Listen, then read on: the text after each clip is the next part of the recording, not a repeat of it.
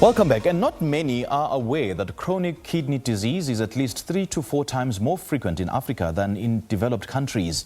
Hypertension affects approximately 25% of the adult population and is the cause of chronic kidney failure in 21% of patients on renal replacement therapy in South African Registry.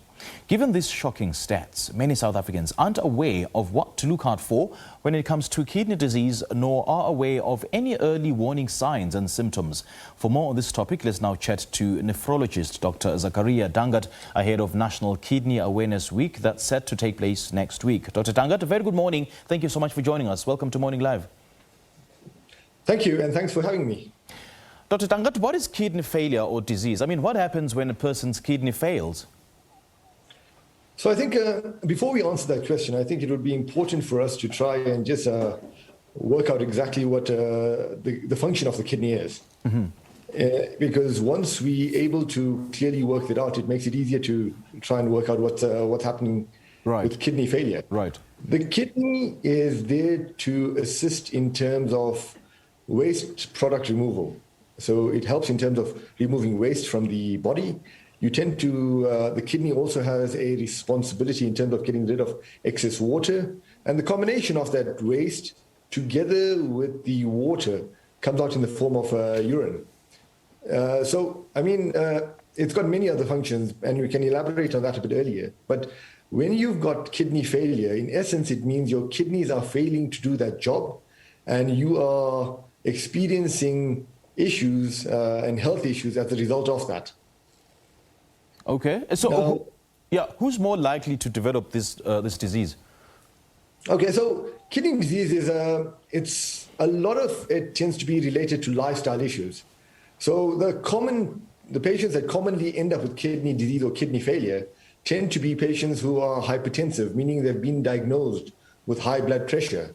You've got a huge number of patients that are diabetics that progress on to developing kidney failure. So those would be the two big causes.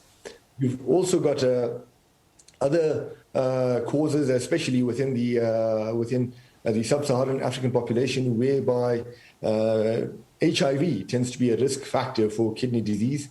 You then have it present within smokers. There are genetic, meaning inherited causes of kidney failure in some patients, and specifically within younger groups of patients, you have what we term autoimmune causes of kidney disease, where the immune system, which is normally meant to protect you against infection, tends to be poorly regulated and almost starts attacking your own organs. So that, if you've heard of conditions such as lupus and so on, the reason why kidneys fail in those patients is exactly on that basis. So what are some of the early symptoms or the telltale signs that I have to look out for in relation to kidney disease? All right.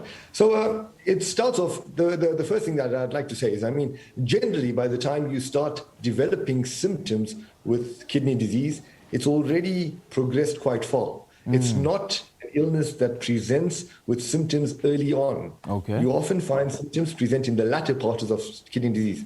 But what you'd find is the common things that are noted are swelling. So there'll be a bit of water or swollen ankles.